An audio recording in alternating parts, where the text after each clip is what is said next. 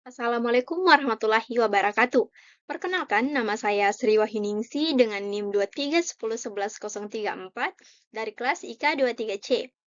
Di sini, saya akan menjelaskan materi mengenai algoritma penjadwalan FCFS. Apa sih itu algoritma FCFS? Algoritma FIFO atau First Come First Served adalah algoritma penjadwalan sistem yang secara otomatis mengeksekusi permintaan dan proses yang antri sesuai dengan urutan kedatangannya. Ini adalah algoritma penjadwalan CPU yang termudah dan paling sederhana.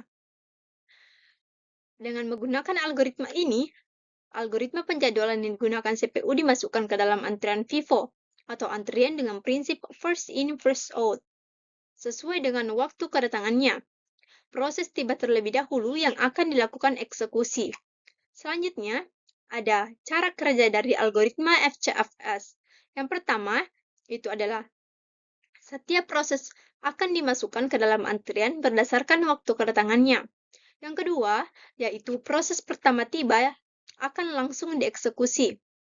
Yang ketiga, yaitu proses berikutnya akan menunggu hingga proses sebelumnya selesai dieksekusi. Yang keempat, proses yang sedang berjalan tidak akan dihentikan hingga selesai atau non-preemptive. Yang kelima, yaitu urutan eksekusi sepenuhnya bergantung pada waktu kedatangan tanpa memperhatikan lama waktu eksekusi atau prioritas. Selanjutnya ada karakteristik dari algoritma FCFS. Yang pertama, non-preemptive. Proses akan dijalankan hingga selesai atau sebelum CPU beralih pada proses yang lain. Yang kedua, sederhana. Sangat mudah diimplementasikan karena proses dijalankan berdasarkan urutan kedatangannya. Yang ketiga, yaitu antrian FIFO atau first in first out. Proses yang berada di posisi paling depan antrian akan dijalankan terlebih dahulu. Selanjutnya, ada keuntungan dari algoritma FCFS. Yang pertama, sederhana dan mudah diimplementasikan. Yang kedua, tidak memerlukan overhead perhitungan prioritas karena proses dijadwalkan hanya berdasarkan urutan kedatangannya. Dan yang ketiga, yaitu adil secara teori karena setiap proses mendapatkan giliran eksekusi sesuai urutannya. Lalu ada kekurangan dari algoritma FCFS. Yang pertama, waktu tunggu yang panjang untuk proses yang tiba belakangan, dikenal sebagai convoy effect. Selanjutnya adalah tidak efisien dalam waktu respon untuk proses yang lebih singkat karena proses harus menunggu proses yang lebih panjang untuk selesai terlebih dahulu. Dan yang ketiga, yaitu kurangnya fleksibilitas dalam penanganan proses prioritas atau kebutuhan waktu eksekusi yang berbeda. Selanjutnya, ada algoritma dari FCFS. Ada 5 algoritma. Yang pertama, itu ada arrival time atau AT, waktu ketika proses tiba di sistem. Yang kedua, burst time atau BT, waktu yang dibutuhkan proses untuk menyelesaikan eksekusi. Yang ketiga adalah completion time atau CT, waktu ketika proses selesai dieksekusi. Yang keempat, turnaround time atau TAT, total waktu proses berada dalam sistem. Yang kelima, waiting time atau WT, waktu proses menunggu dalam antrian siap. Selanjutnya, ada contoh soal yang saya berikan. Diberikan 5 proses dengan arrival time AT dan burst time BT, yaitu dengan menentukan waktu selesainya, menghitung turnaround time-nya, menghitung waiting time-nya, dan menghitung rata-rata waktu tunggunya. Nah, selanjutnya adalah waktu pengerjaannya. Nah, terlebih dahulu kita akan proses P1. Kedatangan P1 adalah 0, jadi dimulai pada waktu 0. Dan waktu eksekusi selesai itu pada waktu ke-10.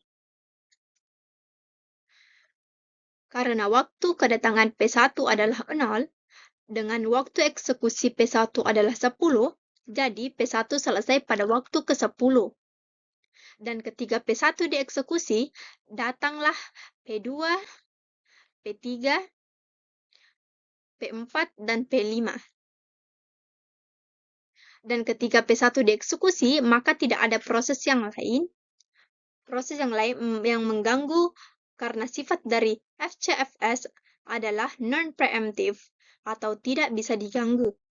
Nah, ketika P1 selesai dieksekusi pada waktu ke-10, maka di antrian ada P2, P3, P4, dan P5 sesuai dengan waktu eksekusi masing-masing, yaitu 6, 3, 4, dan 2.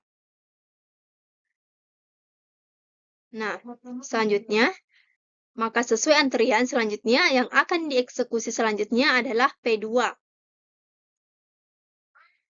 P2, karena P2 membutuhkan waktu sebanyak 6, maka jika dimulai pada waktu ke-10, maka akan selesai pada waktu ke-16. Karena waktu selesai P1 adalah 10, ditambah dengan waktu eksekusi P2 adalah 6, maka selesai pada waktu ke-16. Lalu ketika P2 selesai dieksekusi pada waktu ke-16, maka di antrian ada P3, P4, dan P5. Maka sesuai antrian selanjutnya, maka selanjutnya adalah P3 yang akan dilakukan eksekusi. Nah, P3 membutuhkan waktu sebanyak 3, maka jika dimulai pada waktu ke-16, maka akan selesai pada waktu ke-19. Karena waktu P3, karena waktu selesai P2 adalah 16, dan waktu yang dibutuhkan untuk mengeksekusi P3 adalah 3, maka waktu selesai P3 adalah 19. Maka di antrian ada P4 dan P5. Nah, selanjutnya yang akan dieksekusi yaitu P4.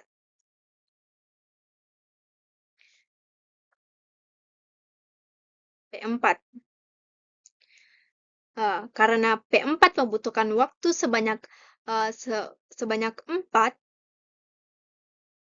karena P4 membutuhkan waktu sebanyak 4, maka jika dimulai pada waktu ke-19, maka akan selesai pada waktu ke-23. Karena waktu P3 adalah waktu selesai P3 adalah 19, ditambah dengan waktu eksekusi P4 adalah 4, maka waktu selesai P4 adalah 23 di waktu ke-23. Di waktu ke-23, maka di antriannya hanya tersisa P5. Karena P5 membutuhkan waktu sebanyak 2, maka jika dimulai pada waktu 23 ditambah dengan waktu eksekusi P5 adalah 2, maka waktu selesai P5 adalah 25. Karena waktu selesainya adalah 23 ditambah dengan waktu eksekusi P5 adalah 2, maka selesainya adalah 25. Nah, ini adalah waktu eksekusi dari kelima proses.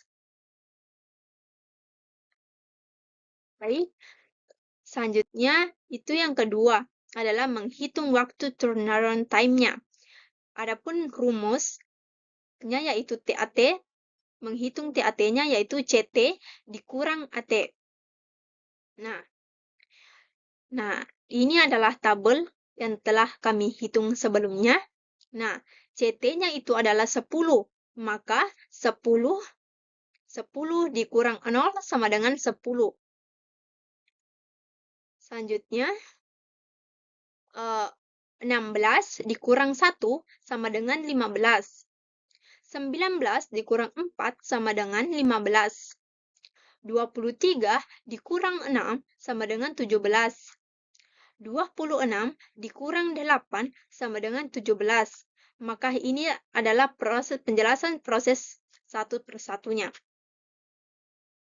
Selanjutnya, kita akan menghitung waktu tunggu atau waiting time-nya. Rumusnya yaitu WT. Rumus WT adalah TAT dikurang BT.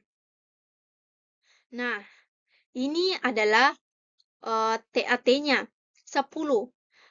Waktu BT-nya itu 10, berarti di 10 dikurang 10 sama dengan 0. Selanjutnya, proses P2 yaitu 15. 15 dikurang 6 sama dengan 9. Yang P3 yaitu 15 dikurang 3 sama dengan 12.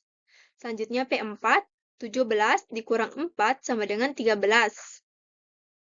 Selanjutnya, 17 dikurang 2 sama dengan 15. Nah, ini adalah penjelasan per prosesnya. Nah, dan yang terakhir yaitu menghitung rata-rata waktu tunggunya. Untuk menghitung rata-rata waktu tunggu, ini adalah rumusnya, yaitu total waiting time atau WT dibagi dengan jumlah proses. Kita akan menjumlahkan terlebih dahulu waiting time-nya. 0 ditambah 9, ditambah 12, ditambah 13, ditambah 15. Dibagi dengan jumlah prosesnya, yaitu 5 proses. Nah, hasilnya yaitu 49. 49 dibagi dengan 5, yaitu 9,8. Nah, selanjutnya penyelesaiannya. Setelah kita menghitung semua langkah-langkahnya, ini adalah jawaban akhir dari soal yang telah kita kerjakan, yang saya kerjakan. Baik, itulah tadi penjelasan dari saya. Mohon maaf jika ada kesalahan kata, dan terima kasih telah menonton video saya. Assalamualaikum warahmatullahi wabarakatuh.